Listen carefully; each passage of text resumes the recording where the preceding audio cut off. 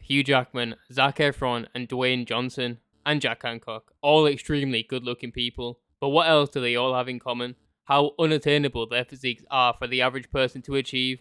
Yeah, it is the majority of what you see plastered on film and TV are these superhuman physiques that are either extremely dry, lean, and conditioned, or absolutely massive, even in some cases like Cock Jack Hand, both.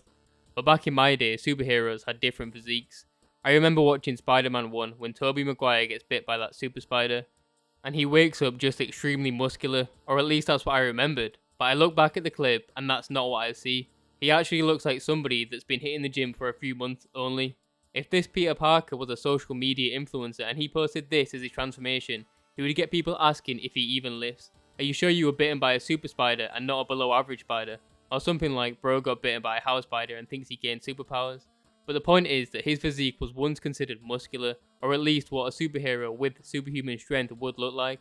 But now it's considered probably not even a mid physique by today's standards. Another example is Hugh Jackman's first appearance as Wolverine. Literally in his physical prime, muscle building age, he looked like just a regular fit dude, nothing too special, fit and healthy. But this is nowhere near what he looks like in his 50s, absolutely roided out of his mind, juiced to the gills, shredded. I understand that these people are playing superheroes, that they are supposed to be the characters they are portraying. Those characters are jacked, but Wolverine is literally 5'3" in the comics, so why isn't he in the films? I say just break his legs and truly commit to the character. The point is, what was once considered a muscular superhero physique would be considered mid or below average by today's standards.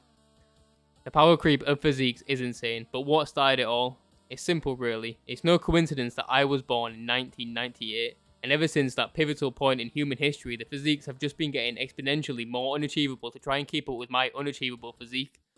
But I suppose a lesser reason could be just the prominence of social media in general. The use and abuse of steroids by your favourite influencers, whether you like them or not. If they take steroids, they are a bad influence.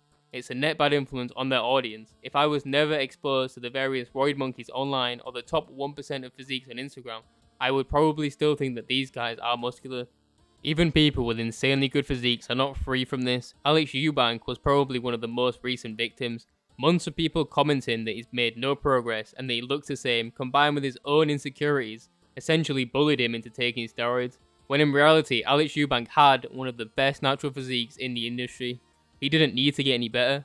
I was by no means a fan of his content, but I genuinely feel bad for the guy. You should train to be a fitter and healthier version of yourself, and in 99.9999% of cases, taking steroids will make you less fit and less healthy. And just remember that as long as you are not fat and don't abuse steroids, you are doing pretty well for yourself. Keep up the good work. But not as well as me. No!